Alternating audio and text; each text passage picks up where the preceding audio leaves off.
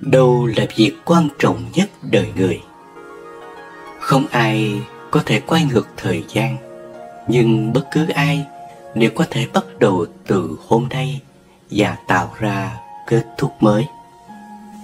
Người xưa dạy rằng, một người cho dù là sống ở đâu, làm việc gì, thì đều nên làm trước hết và quan trọng nhất là phải làm người, rồi sau đó mới là làm việc. Người ta cũng dí rằng, làm người là một môn học mà có dùng cả cuộc đời cũng không học hết được.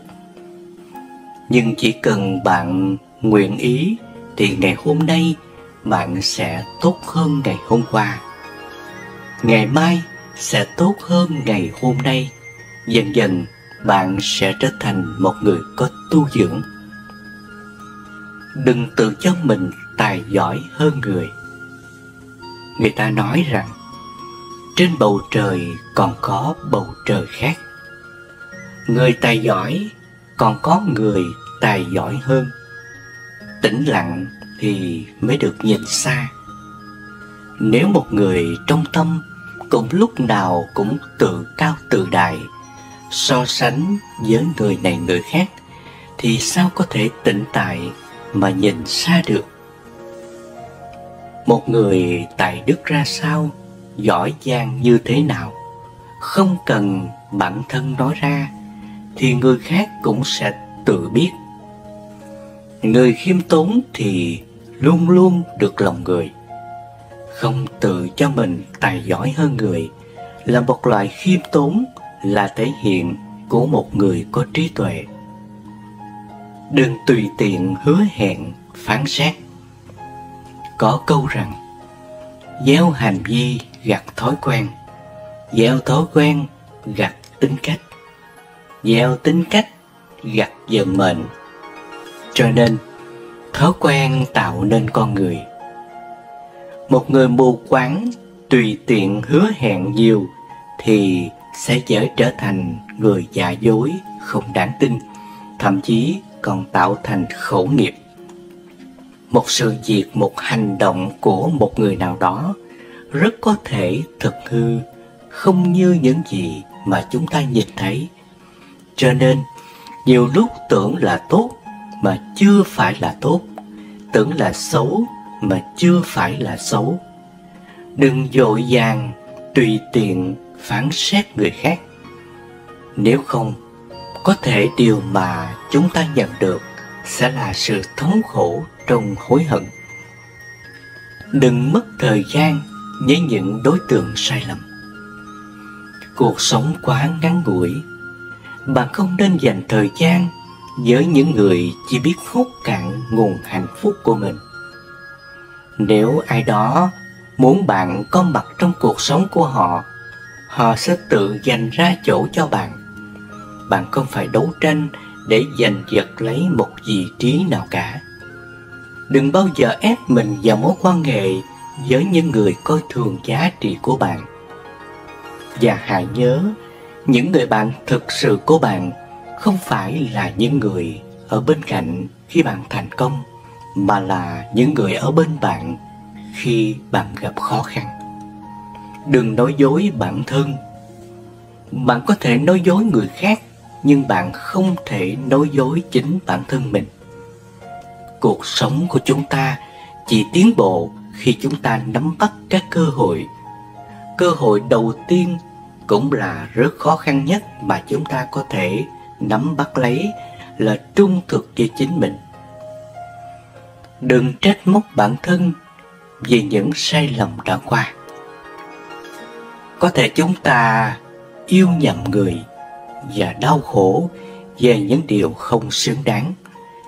Nhưng dù mọi việc có tồi tệ đến mức nào, thì cũng có một điều chắc chắn, sai lầm giúp chúng ta tìm được đúng người, đúng thứ phù hợp với chúng ta.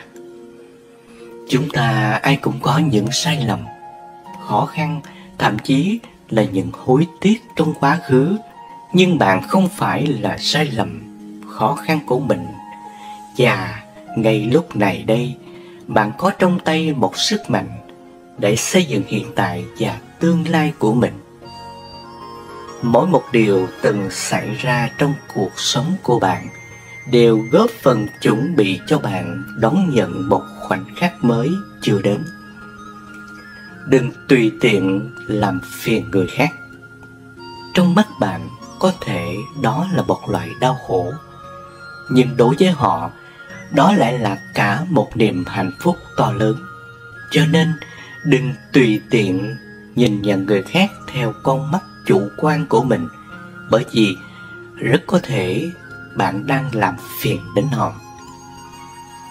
Nếu có thể xem bản thân mình là một người khác, bạn sẽ giảm bớt được nỗi thống khổ mình đang chịu. Nếu xem người khác là mình, bạn sẽ biết đồng cảm với nỗi bất hạnh của người khác, thông hiểu hơn về họ. Nếu bạn xem họ là họ, thì sẽ biết tôn trọng sự độc lập, không xâm phạm người khác. Nếu xem mình là mình, thì sẽ quý trọng bản thân, vui vẻ sống. Có thể được hiểu người khác chính là một loại trí tuệ.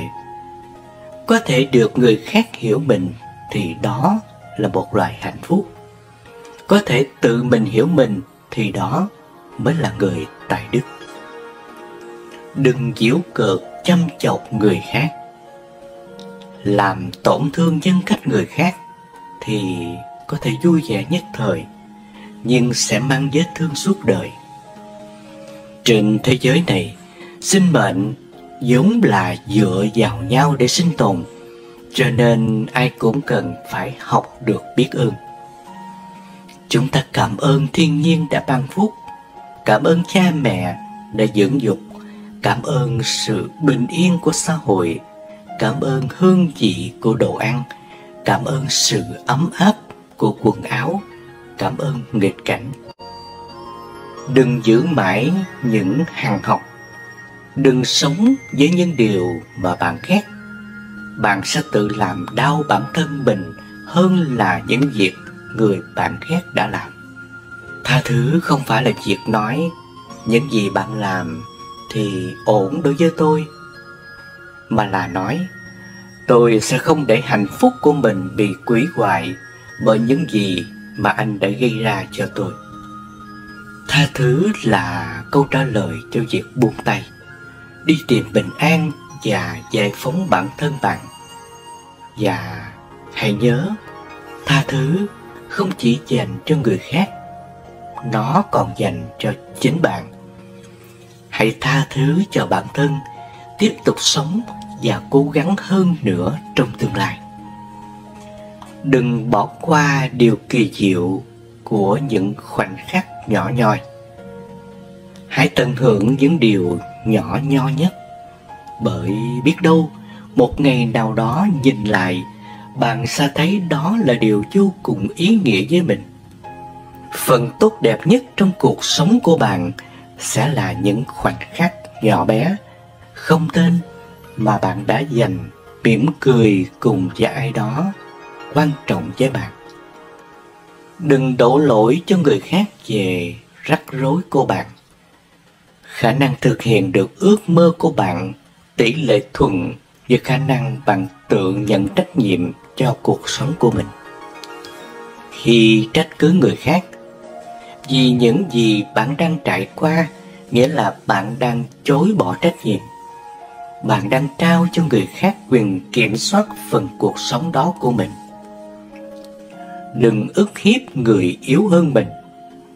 Đồng cảm với người yếu hơn mình là một loại đức hạnh, một loại cảnh giới, một loại hài hòa.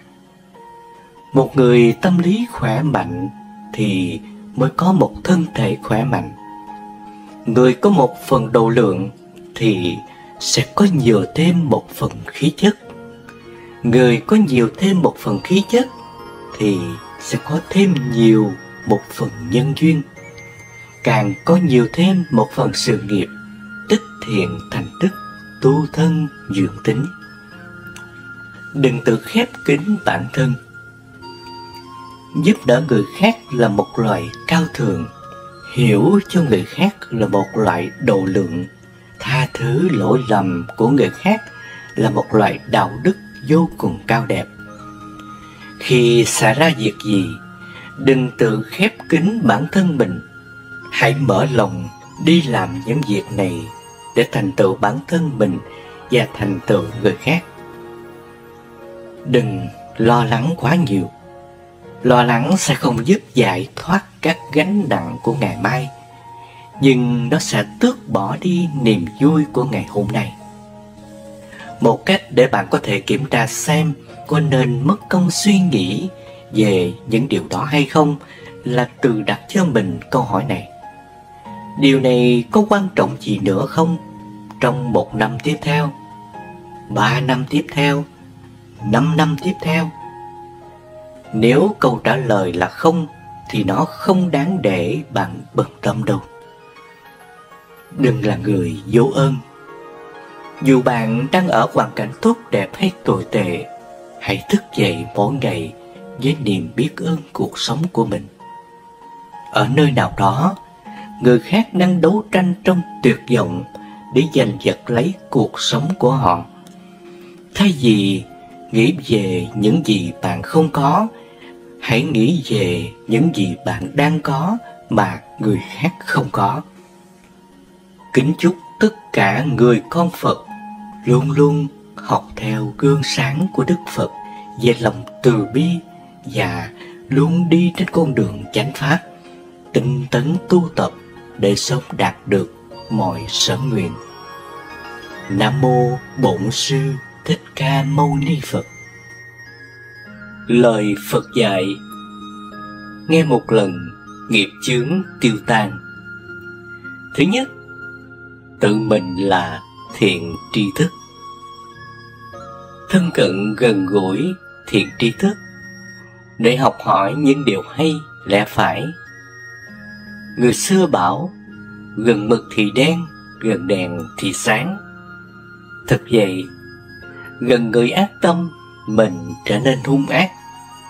Thí dụ như mình hiền hòa mà chơi với những người bạn hung ác lỗ mãng, mỗi khi họ nói ra là chửi thề inh ỏi, nói trên đầu trên cổ. Nếu nhịn hoài cảm thấy thua lỗ nên chửi lại cho quề.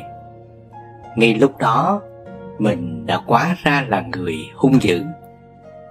Hơn nữa, gần người ác tánh, hung dữ của họ là mình khổ và dẫn dắt ta đi vào con đường sa đọa tội lỗi. Ngoại trừ bậc thượng căn đại trí, gần người ác mới không bị ô nhiễm, còn gần người thiện lành học hỏi được những điều hay lẽ phải, và nhờ đức tánh thiện lành từ tốn của họ làm cho tâm mình được an lạc. Gần người thiện thì giống như vào nhà hoa thơm cỏ lạ, lâu ngày thân mình cũng thơm như vậy. Gần kẻ bất thiện thì giống như vào tiệm cá ương, lâu ngày mình cũng hóa ra hôi như vậy. Chớ thân với bạn ác, chớ thân với kẻ tiểu nhân, hãy thân người bạn lành, thân bậc thường nhân. Thứ hai, phải giữ gìn giới cấm, thu nhiếp oai nghi, phong độ các căn. Dẫu cho thấy một lỗi nhỏ cũng canh cánh lo sợ. Nếu muốn cho tâm mình được thanh tịnh, điều quan trọng nhất là phải giữ giới. Vì nhân giới mới sanh ra định, nhân định tâm được thanh tịnh. Nếu không giữ giới thì tâm sẽ loạn động, không bao giờ thanh tịnh.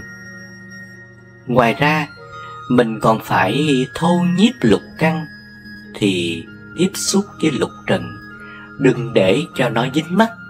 Dù một lỗi nhỏ cũng không nên vi phạm. Thứ ba, điều thiện chưa sanh thì làm cho nó sanh, điều thiện đã sanh thì làm cho nó tăng trưởng. Điều ác chưa sanh thì đừng cho nó sanh, điều ác đã sanh rồi thì phải đoạn trừ. Nghĩa là ác nhỏ không nên làm, thiện nhỏ đừng nên bỏ. Chúng ta chớ nên xem thường các ác nhỏ, vì nhiều cái ác nhỏ thành ra cái ác lớn, còn nhiều cái thiện nhỏ thành ra thành nhiều cái thiện lớn. Trong kinh Phật dạy, đừng khinh ác nhỏ cho là không tội lỗi. Giọt nước tuy ít, chứa dồn thì đầy thùng. Tội ác lớn cũng do chứa ác nhỏ mà thành. Cũng chớ xem thường chút thiện nhỏ cho là không có phước. Một giọt nước tuy ít, chứa lâu đầy lu. Phước đức lớn cũng nhờ chứa nhiều phước nhỏ mà thành. Người làm việc thiện thì có phước dư thừa, giống như có giường mùa xuân, không thấy lớn lên nhưng ngày càng tăng nhiều. Người làm việc ác thì sẽ có tai họa dư thừa, như đá mà dao, không thấy hao mòn nhưng ngày càng khuyết thục. Thứ tư, không nên tụ tập bàn nói những điều nhảm nhí, vô ích, phi pháp. Mỗi khi nói ra phải như pháp mà nói, lúc nào cũng phải ca ngợi tán thán, hạnh thiểu dục tri túc, nói về giới, định tuệ, giải thoát, tri kiến, sẽ chỉ cho con người những phiền não, khổ đau là do thị phi. Đa phần phụ nữ thường nói chuyện thị phi, người này tốt, kẻ kia xấu, người này đáng thương, người kia đáng ghét. Nói chuyện ngoài đời chưa đủ, nói chuyện trong chùa, ông thầy này tu hay, ông sư kia tu dở. Nhưng xin thưa với quý vị, người ta đang tu nên vẫn bị nghiệp chi phối, cho nên có cái làm được, có cái chưa làm được. Mình đừng vì thế mà sanh tâm phỉ báng, lập bè kết đảng, chống đối, thưa kiện lẫn nhau, vô tình làm cho ngoại đạo chê cười. Cho nên Đức Phật nói, sư tử trùng thực, sư tử nhục, nghĩa là con sư tử không có con vật nào ăn nó được, mà chính con vi trùng trong thân của nó mới giết được nó. Cũng vậy, Đức Phật nói, đạo của ta, tà ma ngoại đạo không thể phá hại được, mà chính trong hang, mà chính tứ chúng tỳ kheo. Tỳ kheo ni, thiện nam và tín nữ tự hủy diệt giáo pháp của ta. Sở dĩ mình tốt là tại vì nghiệp nó chưa tới, chứ khi nó đã tới rồi thì mình còn hơn người ta nữa. Cho nên người xưa có nói, ai hay nói lỗi người khác thường bị mắc quả báo. Ai ơi chớ vội cười nhau, cười người hôm trước, hôm sau người cười. Nói đến đây, tôi nhớ đến một chuyện thuở Phật còn tại thế. Một hôm, Ngài cùng tôn giả Thích Sa đứng trên một ngọn núi gần biển. Phật hỏi, này Thích Sa, ông có thấy trước mắt của ông là gì không? Tôn giả Thích Sa thưa rằng, bạch Thế Tôn, con chỉ thấy trước mắt con toàn là biển nước mênh mông. Nhân đó Đức Phật dạy, cũng vậy, nước mắt của chúng sinh khóc vì những nỗi khổ của mình và đưa tiễn người thân đi vào cõi chết từ vô thủy cho đến nay nhiều hơn là nước của đại dương.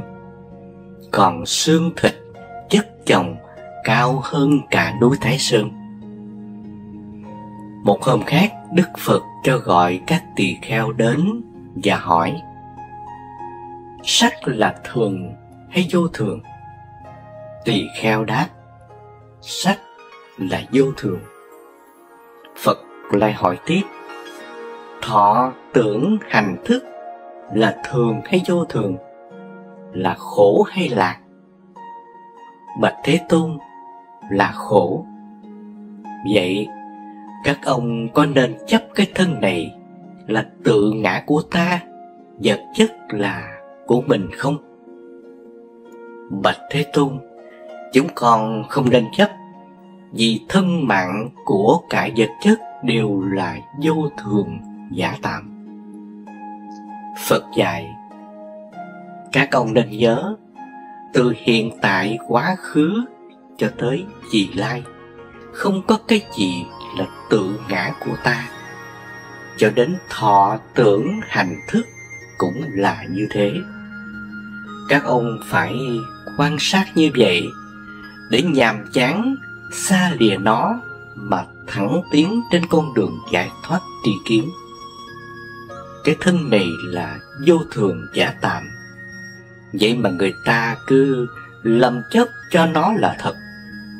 Học quan niệm là vật dưỡng nhân, nên thẳng tay sát sinh hại vật. Nhưng hãy thử hỏi muỗi mòng lan sói, chúng cũng có quyền nói là người sinh ra nhân để giữ Phật được sao? Chẳng qua là không sống dài chết, mạnh được yếu thua, đó là chuyện xưa nay.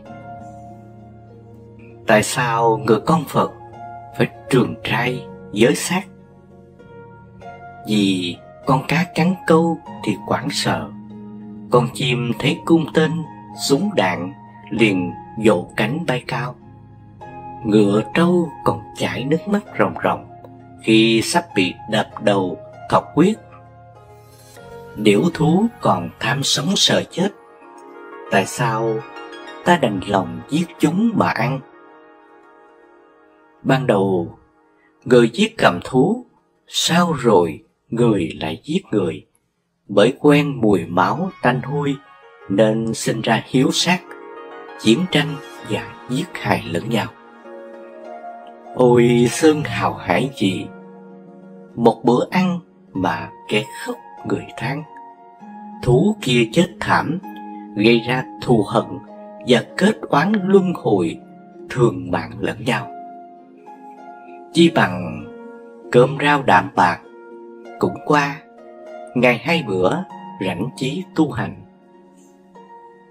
Bởi vậy tôi ước mong mọi người trên thế gian hãy xót thương tất cả muôn loài, bởi chúng đều có tri có giác.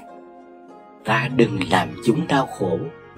Đó là lẽ đạo từ bi mà Đức Phật từng dạy cho các đệ tử. Đời người chẳng khác nào như con thuyền lạc giữa phong ba. Nước mắt thế nhân là đại hải bao la, bồn ba giành giật sát sanh hại vật, rốt cuộc rồi cũng chết. Con người vì thân mà gây ra lắm oan nghiệt, nên khổ trước chưa nguôi, sầu sau đã tới.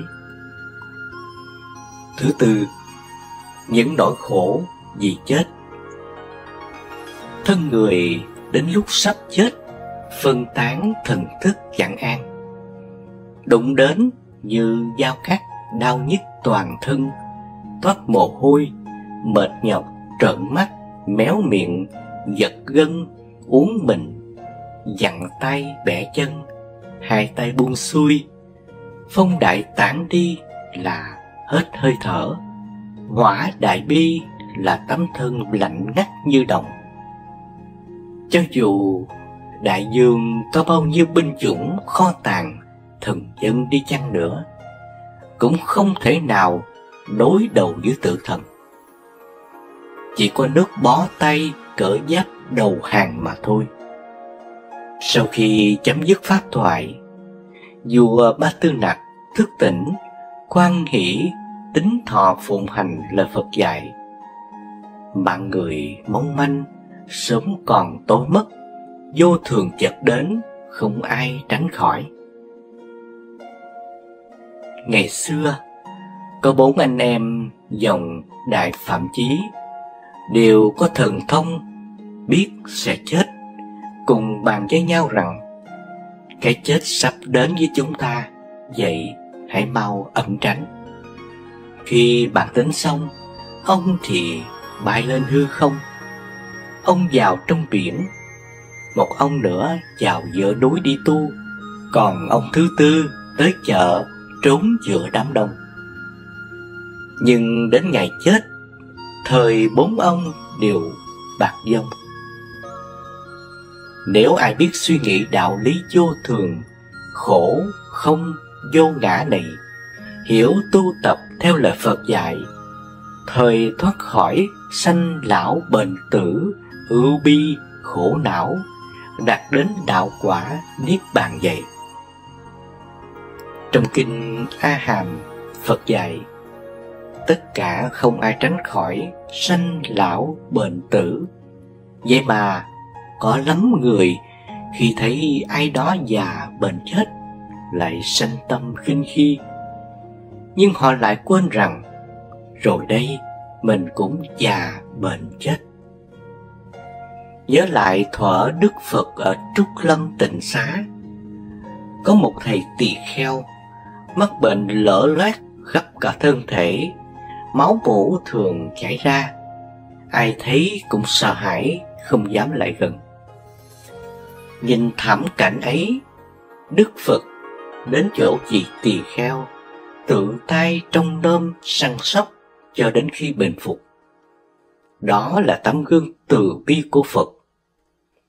Chúng ta là đệ tử của Ngài, không thể dửng dưng làm ngơ trước sự đau khổ của nhân loại mà không ra tay cứu giúp. Thứ năm, chăm sóc cho người bệnh. Một là ta cảm nhận thân này bất tịnh để nhắc nhở trên đường tu tập. Hai là tích lũy phước lành cho mai sau. Ngược lại, thấy người già yếu bệnh hoạn mà phỉ báng khinh thường, khạc nhổ làm ngơ, sau này kẻ đó bị quả báo, khi bệnh không ai ngó tới, mọi người tránh xa. Thân này quả thật là nơi chứa các nhóm, các thứ bệnh hoạn tai nạn. Nói đến cái chết, trong kinh Tứ Thập Nhị Chương kể rằng thuở Phật còn tại thế, một hôm Ngài cho gọi chư tỳ kheo đến hỏi rằng mạng người sống được bao lâu? Vị thứ nhất thưa rằng mạng người sống được 100 năm. Vị thứ hai nói sống được 70 năm. Còn vị thứ ba bảo vài tháng vài ngày. Sau cùng có một vị đứng lên thưa rằng bạch Thế Tôn, mạng người sống chỉ có một hơi thở. Phật khen rằng ông hiểu và nói được như vậy mới thật là người giác ngộ. Thật vậy, chúng ta sống được là nương vào hơi thở. Hít thở ra mà không hít vào là ôi thôi, hơi vừa dứt mạng người cũng dứt. Nào của cải vợ con tài vật đều bỏ lại, nhắm mắt rồi cũng nắm tay không. Bất luận hàng dương giả hay thứ dân, giàu hay nghèo, sang hèn, ai ai rồi cũng phải chết.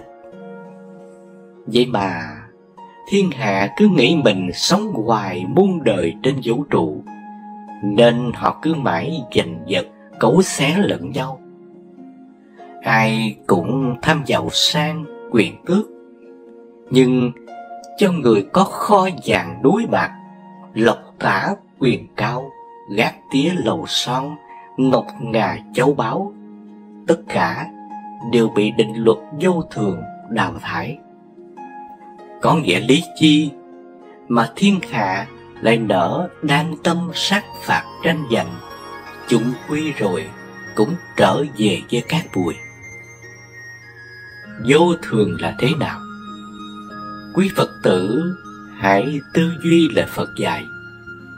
Vô thường có nghĩa là không bền chắc, từ trạng thái này biến đổi qua trạng thái khác, là tan hoại theo định luật, thành trụ hoại không. Để quý Phật tử hiểu thế nào là thân vô thường, tâm vô thường, hoàn cảnh vô thường, chúng ta hãy cùng nhau quan sát, suy nghiệm thì sẽ biết ngay. Thân vô thường.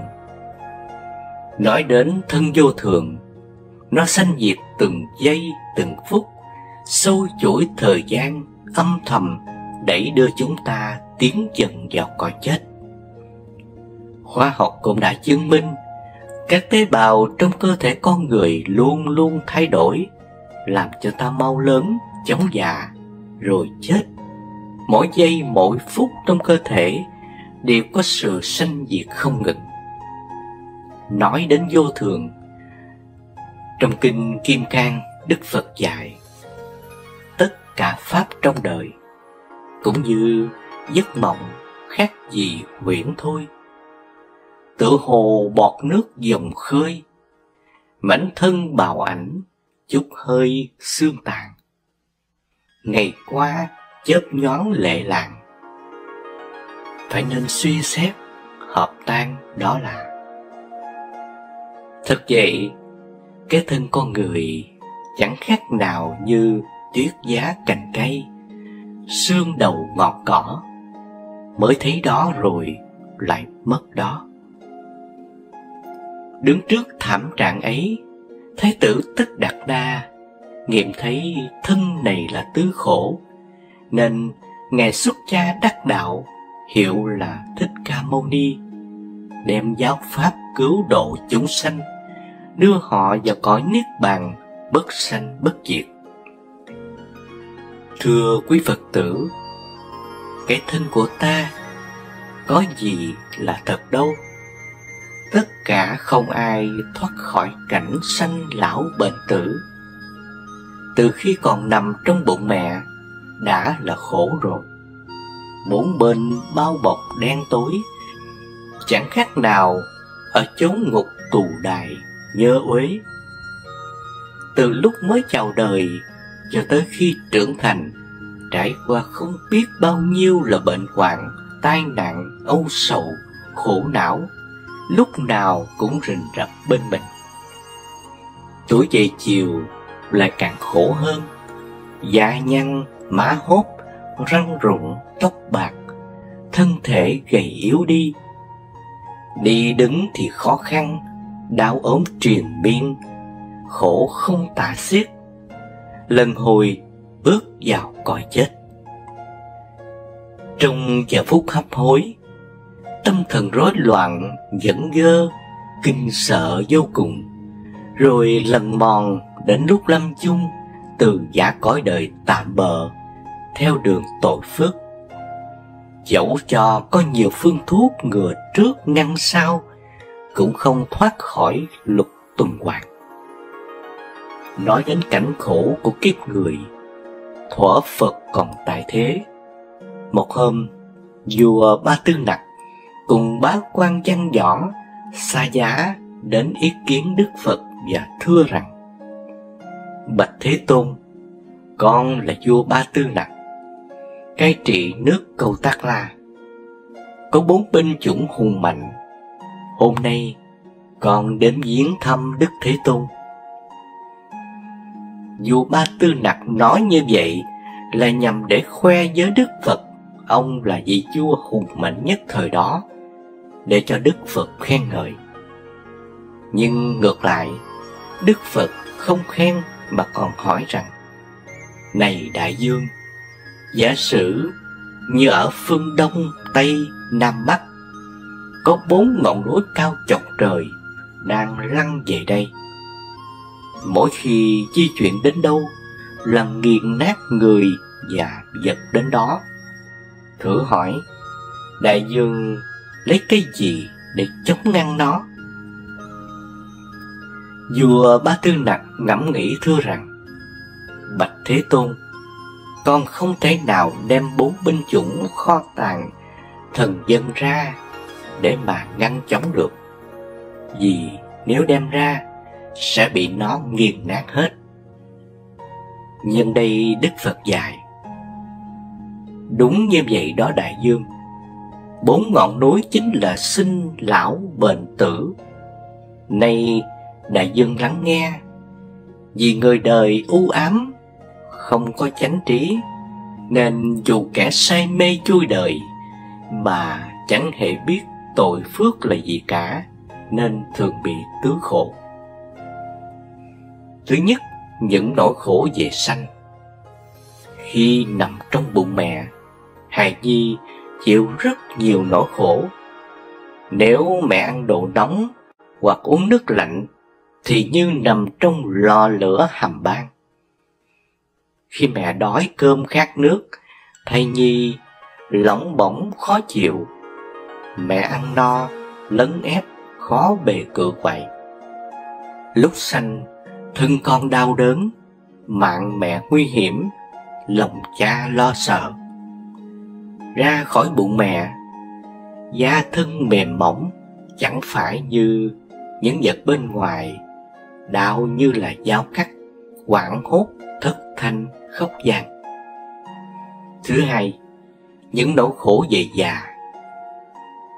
Lúc nhỏ, nhờ ơn nuôi nấng của cha mẹ, lớn lên đương đầu với cuộc sống đầy gian lao khổ cực để mưu sinh. Lần hồi đến ngày già yếu, răng rụng mắt mờ, tai lãng, lưỡi đớ, tay chân run rẩy, đi đứng khó khăn, trí tuệ lu mờ, sinh ra lẫn lộn, ăn dơ uống bẩn, nói năng giống như người mất trí. Ăn rồi thì bảo chưa ăn, chưa ăn bảo ăn rồi. Có khi lại chửi bới, nói năng nhảm nhí, làm trọc cười cho lũ trẻ.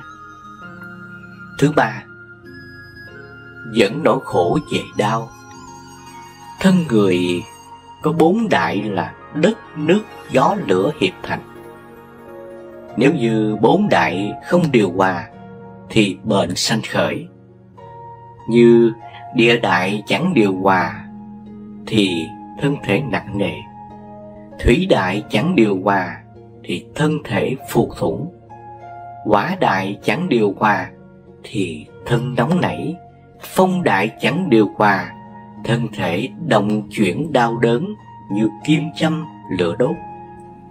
Chính vì 4 đại không điều hòa, cho nên sanh ra vô số chứng bệnh, nào là cùi phong ghẻ lở, ung nhọt, cảm cúm, nhức đầu, răng đau bài liệt, làm cho khí lực hao mòn, miệng khô, lưỡi thục, mũi nghẹt, mắt chẳng thấy, tai chẳng nghe.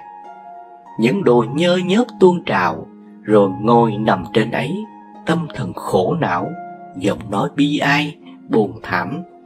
Món ngon vật lạ khi đưa vào miệng đều biến thành vị đắng. Thứ tư, tâm vô thường. Nói đến cái tâm nó sanh diệt vô thường còn hơn cái thân rất nhiều. Lúc thì hồi tưởng về quá khứ để tiếc nuối, khi lại mơ mộng đến tương lai bồn chồn lo lắng. Trong khi hiện tại không có lúc nào được yên, nó thay đổi không ngừng, nhấp nhô như sóng biển, nên Đức Phật gọi đó là tâm viên ý mã, giống như khỉ chuyền cành, ngựa chạy. Trong phàm phu, làm chất cho tâm mình là thật mà gây ra không biết bao nhiêu lỗi lầm. Nào là độc đoán, cố chấp, bảo thủ, tự hào, khoe khoang, hay hăm dọa, yêu cầu đừng có đụng chạm đến tôi. Cái tánh sân si hung hăng xấu ác như vậy mà không biết cải sửa, còn đi khoe khoang, thật là mê muội, không sao nói hết. Nếu tự cho cái tâm mình là thật, Đức Phật nói chẳng khác nào như nhận giặc làm con, lấy khách trần phiền não làm chủ. Để cho nó dẫn dắt mình làm người khách phong trần, này đây mai đó, đọa lạc lên xuống trong 3 cõi 6 đường, chịu không biết bao nhiêu đau khổ. Xin trích dẫn mẫu chuyện chứng minh tâm vô thường biến đổi. Thuở Phật còn tại thế, có một chú tiểu tên là Tăng Hộ. Cha mẹ đều qua đời, họ hàng thân thuộc không còn ai. Chú chỉ còn một người cậu ruột. Khi cậu đi xuất gia, chú đi tu theo. Cậu được xếp vào hàng sa di. Một hôm, chú được thí chủ cúng dường, liền đem cơm cúng lại cho thầy. Nhưng thầy không nhận, vì đã có đủ tam y. Chú buồn quá, nghĩ chắc thầy không thương mình nữa. Chiều hôm đó chú cầm quạt hầu thầy, nhưng trong tâm tư cứ nghĩ miên man, không biết sẽ về đâu. Thầy không thương, họ hàng không có. Chú chợt nghĩ, ta đem bán, ta sẽ lấy tiền mua một con dê đực, một con dê cái. Vài năm sau, có một đàn dê, bán dê mua bò, bán bò mua trâu, bán trâu tậu ruộng vườn.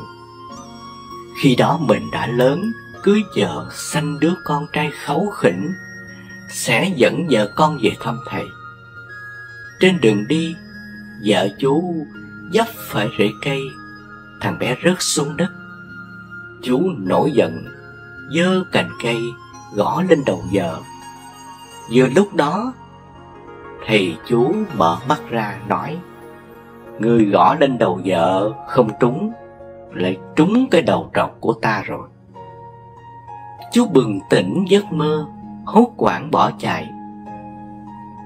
Các bạn thấy chú chạy như ma đuổi, liền chạy theo bắt lại, dẫn chú đến Đức Phật. Ngài liền an ủi, này chú, cái tâm phàm phu thường lén lút đi rất xa, vô hình vô dạng. Chú nên khéo phòng hộ tâm mình, như gả một đồng chăn trâu vậy.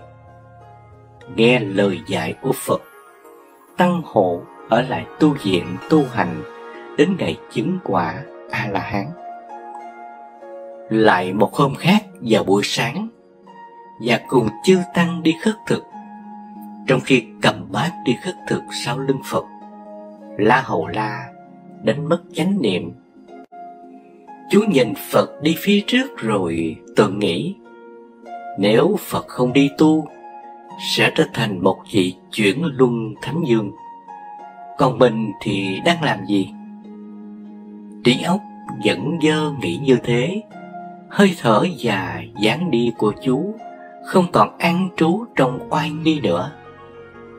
Phật biết chú bất chánh niệm, ngay chừng bước và quay lại bảo, này La Hầu La, con có theo dõi hơi thở và duy trì chánh niệm không? La Hầu La im lặng. Phật dạy, này La Hầu La, trong khi đi khất thực, con phải an trú trong chánh niệm bằng cách duy trì ý thức và hơi thở có ý thức, và thực tập thiền quán.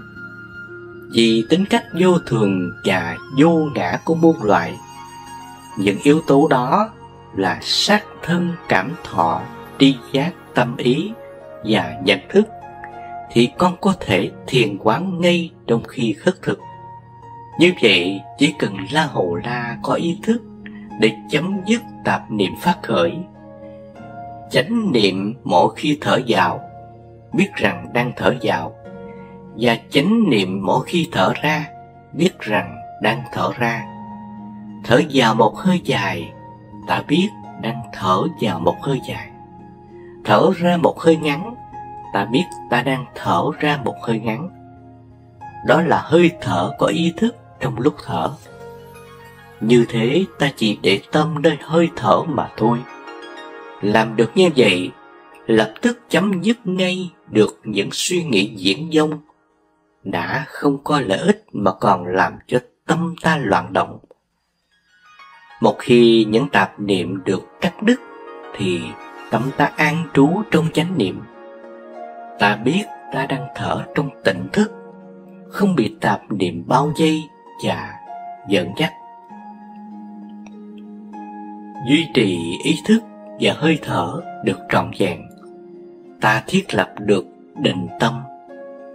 Lúc bấy giờ, ta mới nương theo hơi thở để quán chiếu thân thể, cảm thọ tâm ý và mọi sự vật trong ta và ngoài kia. Chỉ cần nhiếp tâm vào hơi thở thôi, ta đã thiết lập được trạng thái tỉnh thức trong ta. 10 cách tạo ra nhiều phước nhất, cực dễ, ai ai cũng làm được. Để cuộc sống bình an, vui vẻ, gặp nhiều may mắn, chúng ta cần có nhiều phước đức. Thế nhưng không phải ai cũng biết cách tạo ra nhiều phước nhất có thể. Cuối cùng là hầu hết chúng ta toàn tập trung vào những việc tốn công sức nhưng không mang lại lợi lạc gì nhiều. Sau đây là một số gợi ý để tất cả mọi người, bao gồm người thường hay bậc tu hành, có thể học hỏi và thực hành theo. Thứ nhất, bố thí cúng dường. Bố thí cúng dường là việc ai cũng nên ý thức phải làm nếu muốn có nhiều phước đức trong đời. Mọi người chỉ nghĩ tới việc bố thí dừng lại ở tiền bạc, nhưng thực tế là còn rộng hơn như thế. Đó còn là chia sẻ kiến thức, giúp một bữa ăn khi đang đói. Không dừng lại ở đó, bạn có thể khuyến khích những người xung quanh thực hành bố thí lại càng tốt. Không cần đợi bạn giàu có mới có thể thực hiện. Hãy bố thí trong khả năng của mình. Thời Đức Phật, có bà già cúng ngọn đèn dầu không tắt, sau này còn giác ngộ thành Phật. Đức Phật khuyên chúng ta giúp người bằng tâm. Nếu không thì việc ta bố thí cúng dường cũng không mang lại chút lợi lạc nào. Vậy nên khi mình bố thí thì đừng tự mãn là mình đã làm người tốt. Hay từ câu chuyện của vua Lương Võ Đế xây cất hàng trăm ngôi chùa, độ tăng chúng tu hành rất đông, thiết trai, bố thí, cúng dường, đúc chuông, tạo tượng. Thế nhưng Tổ Bồ Đề Đạt Ma cho rằng những việc làm ấy thực không có công đức gì cả. Ngài cho biết khi vua tự vinh danh mình đã làm được bao nhiêu chuông chùa thì công đức tiêu tan. Ngược lại, nếu vua im lặng làm công đức mới viên mãn. Bởi bản thân vua phước đức rất dày nên kiếp này mới ở ngôi thiên tử. Kinh Bồ Tát Bổn Hạnh có ghi lại rằng người nào tu dưỡng trí huệ mà chẳng tu bố thí thì ắt đời sau được thông minh nhưng nghèo túng. Chỉ vui tu bố thí mà chẳng tu trí huệ, đời sau được giàu to nhưng ngu ám chẳng biết gì. Còn nếu không tu cả hai thì nhiều kiếp bị nghèo và ngu dốt. Thứ hai, cúng dường cho bậc chân tu. Việc bố thí cúng dường vốn đã rất tốt rồi, nhưng bố thí đúng người thì ruộng phước càng rực rỡ hơn. Trong kinh Tăng Nhất A Hàm có đoạn: bố thí thức ăn cho đạo sĩ diệt dục sẽ được phước báo gấp nghìn vạn lần. Bố thí thức ăn cho Tu Đà Hoàng sẽ được vô lượng phước báo. Huống chi bố thí thức ăn cho bậc Tư Đà Hàm đã chứng quả Tư Đà Hàm, A Na Hàm đã chứng quả A Na Hàm, A-la-hán đã chứng quả A-la-hán, Bích Chi Phật đã chứng quả Bích Chi Phật sẽ được phước báo vô lượng vô biên, không thể tính toán nổi. Thời Đức Phật còn tại thế, có nhiều người trở thành thần tiên nhờ cúng một cây mía cho một sa môn, hay cúng một nắm củ cải. Thế nên không chê việc thiện nhỏ, nhất là khi có cơ duyên cúng dường bố thí cho nhân bậc tu hành chân chính thì nên gắng sức thực hiện. Tuy nhiên, gần đây có không ít nhà sư mạo danh nhằm trục lợi những người cả tin. Do đó chúng ta cũng phải đủ tinh tấn để tránh bị lừa gạt, làm hao tổn công sức vô ích. Thứ ba, trì giới. Trì giới có nghĩa là tránh làm việc xấu ác, dù là tu tại gia, tu hành tại chùa, hay kể cả những người chưa phải là Phật tử cũng có thể thực hành. Nói chung là giữ gìn giới hành trong sạch, tức là tâm niệm không được sinh ra bất kỳ một thứ gì xấu ác cả. Nếu được như vậy thì lâu ngày sẽ có định lực tâm thanh tịnh. Những người trì giới thì dù có đi đâu, ở đâu đều cảm thấy tự tin, cũng không lo người khác nói xấu. Vì không làm việc trái lương tâm thì nửa đêm không sợ quỷ gõ cửa. Đó là người lương thiện, có tấm lòng rộng lớn, cuộc sống bình an, hạnh phúc. Thế nên trì giới cũng là cách tạo ra phước báo mà ngay trong kiếp này chúng ta đã có thể được hưởng và dành để cả kiếp sau. Thứ tư, khiêm tốn. Nói một người tài giỏi, thông minh, giàu có trở nên khiêm tốn quả là việc khó. Họ tự mãn với thành tích của bản thân, càng bị người đời ghét bỏ tránh xa. Thế nên những người này khi gặp khó khăn sẽ chẳng ai muốn giúp đỡ. Làm người nên tránh khoe khoang tài năng, thành tích của mình mọi lúc mọi nơi. Không nên ở trước mặt người đang yếu thế mà khoe khoang những gì mình có để tỏ ra hả hê. Sự khiêm tốn thể hiện trí tuệ thực sự của một người. Có như vậy mới hòa thuận trong gia đình và có một sự nghiệp thịnh vượng. Mỗi cá nhân nên hiểu rằng một người may mắn, có trí tuệ và sự giàu không phải để họ thụ hưởng một mình rồi tiêu xài xa hoa, mà là để giúp đỡ những người nghèo khổ. Người xưa cho rằng chỉ có khiêm tốn mới có thể tích phước. Nếu bạn luôn sống với tâm niệm khiêm tốn và biết ơn thì vận mệnh của bạn cũng sẽ theo đó mà được cải thiện. Thứ năm, nhẫn nhịn. Càng kiêu căng ngạo mạn thì càng bị nhiều người ghét. Càng chiêu mời thu hút kẻ xấu xui xẻo về mình.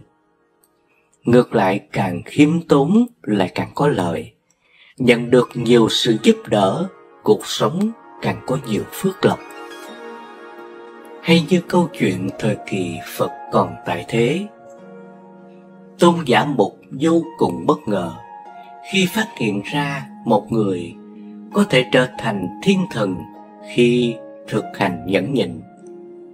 Thiên thần cho biết bản thân không bố thí hay làm việc về tôn giáo, nhưng vào thời Phật Ca Diếp là đầy tớ của một ông chủ tàn bạo, hà khắc. Mặc dù ông chủ đánh đập, mỗi khi sân hận nổi lên, người này tự an ủi mình rằng ông ấy là chủ mình, có thể bắt giam mình hoặc xẻo mũi mình hay xẻo bất cứ nơi nào. Đừng giận dữ, Như thế có thể làm lắng dịu lòng mình. Chỉ có thế mà được phước quả này. Hạnh nhẫn nhịn giúp chúng ta tránh được những tranh chấp cãi vã. Những sự đấu tranh không cần thiết cũng chính là nguồn cơn dẫn tới khổ đau và phiền não. Lại tạo ra nhiều phước báo thì hà cớ gì mà không thực hiện. Thứ sáu, hồi hướng công đức. Nhiều người chăm chỉ làm việc tốt, nhưng họ quên một bước quan trọng là hồi hướng công đức. Không phải ai cũng biết vì sao phải hồi hướng công đức. Việc này có nghĩa là dư phước của mình cho những người thân, người xung quanh mình. Điều quan trọng là phước đức không bị mất đi mà còn gia tăng gấp bội. Việc này được Đức Phật ví như việc một ngọn nến đang cháy, dùng để thắp các ngọn nến còn lại, giúp toàn bộ ngọn nến cùng sáng, tạo nên một không gian lung linh. Trong khi đó ngọn nến cũ không hề bị thiệt thòi gì cả. Điều này có nghĩa là nếu bạn càng có thể chia sẻ phước lành với người khác thì phước lành đó sẽ tồn tại lâu hơn và vô tận. Ngay cả nhân bậc tu hành, khi đọc bất kỳ cuốn kinh, bài chú hay sám pháp nào, cũng đều có câu nguyện đem công đức này hồi hướng về tất cả. Thứ bảy, chăm sóc hỗ trợ người bệnh. Những người ốm bệnh, thân thể đau đớn, tinh thần lao dốc, nếu có người an ủi, dỗ về, giúp họ vực lại tinh thần là điều cực kỳ quan trọng. Trong kinh Vô Lượng Thọ từng ghi lại rằng nếu là Phật tử nên cúng dường những người bệnh tật như cúng dường chư Phật, không khác gì trong 8 món phước điền. Phước thăm bệnh là đứng đầu. Kinh Phạm Võng cũng ghi lại rằng nếu các vị quốc vương hay bà la môn thấy người già bệnh tật, phụ nữ sinh sản, mà trong một niệm đủ lòng đại từ bố thí thuốc thang, ăn uống, cháo mệnh, khiến cho họ được an ủi, tu phước như thế không thể nghĩ bàn, thành tựu vô lượng công đức. Thế nên đây cũng là cách tạo ra nhiều phước nhất mà không phải ai cũng biết và làm theo. Thứ 8, nghe và giảng pháp. Nếu có điều kiện nghe và giảng pháp thì quả là điều tuyệt vời. Thậm chí có những người không hiểu hết các bài kinh kệ, nhưng sau một thời gian nghe pháp cũng tự ngộ ra những chân lý sống cần có. Nhờ thế mà họ tránh xa điều dữ ác, gần điều thiện lành, có được cuộc sống hạnh phúc bình an. Nếu biết lan tỏa điều này để cho nhiều người nghe và hiểu, giúp họ ngộ ra những điều tốt đẹp, lẽ sống chân chính, sẽ càng tạo ra phước đức vô lượng. Thứ 9, thiền định. Càng ngày có nhiều người tìm đến thiền định, cho dù họ không theo một tôn giáo cụ thể nào. Lợi ích của thiền định rất lớn lao. Nó có thể giúp ta bình ổn tâm trí giữa những thăng trầm, sóng gió, xáo trộn, lo âu, phiền muộn của cuộc sống. Không chừng thế, thiền định còn giúp ta giữ thân, khẩu, ý thanh tịnh, giúp ta quán chiếu bản thân, không bị cái xấu lôi kéo, không để dục vọng dẫn dụ. Việc tưởng rất đơn giản, nhưng lại có phước báo vô lượng vô biên. Thứ 10, sống hiếu thuận.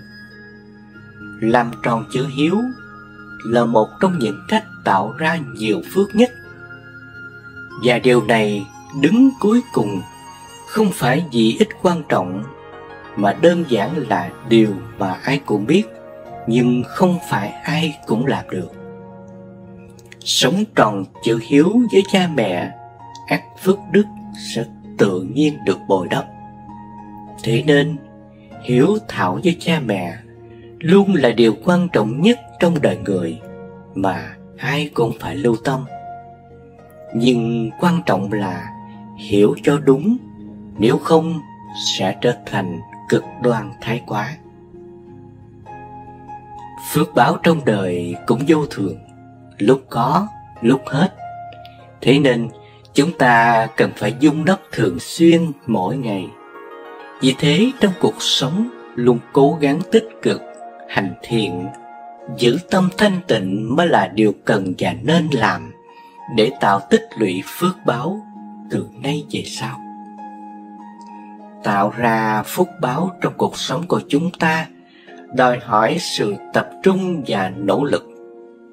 Dưới đây là một số cách giúp chúng ta có thể tạo ra phúc báo trong cuộc sống hàng ngày. Tạo phúc báo bằng lòng biết ơn. Hãy luôn trân trọng những điều tích cực trong cuộc sống và biết ơn những điều tốt đẹp mà chúng ta có. Bằng cách tập trung vào những niềm vui nho nhỏ, những thành tựu và những mối quan hệ đáng quý, chúng ta tạo ra một tư duy tích cực và mở rộng lòng biết ơn. Tạo phúc báo bằng lòng nhân ái. Sẻ chia và giúp đỡ người khác là cách tuyệt vời để tạo ra phúc báo. Hãy tìm cách làm điều tốt đẹp cho cộng đồng xung quanh, từ việc tham gia các hoạt động từ thiện đến việc hỗ trợ người khó khăn. Bằng cách đóng góp và làm điều tốt cho người khác, chúng ta mang lại niềm vui và ý nghĩa cho cuộc sống của mình và cho người khác. Tạo phúc báo bằng lòng khoan dung và tha thứ. Lòng khoan dung và tha thứ giúp chúng ta giải phóng mình khỏi sự oan trái gắn bó với quá khứ. Bằng cách thực hành lòng khoan dung và tha thứ, chúng ta xóa bỏ sự oán hận và tiêu cực trong tâm hồn và tạo điều kiện cho sự thanh thản và hạnh phúc. Tạo phúc báo bằng việc sống đúng giới luật. Sự chân thật, trung thực và tuân thủ giới luật là những yếu tố quan trọng trong việc tạo ra phúc báo. Bằng cách sống đúng giới luật, chúng ta tạo ra sự cân bằng và hài hòa trong cuộc sống và tránh những hậu quả tiêu cực của hành động sai trái. Tạo phúc báo bằng việc tu tập và rèn luyện tâm hồn. Qua việc tu tập và rèn luyện tâm hồn, chúng ta nâng cao sự tỉnh thức và nhận thức của mình bằng cách thực hành thiền định, học tập và áp dụng những nguyên lý Phật Pháp vào cuộc sống hàng ngày.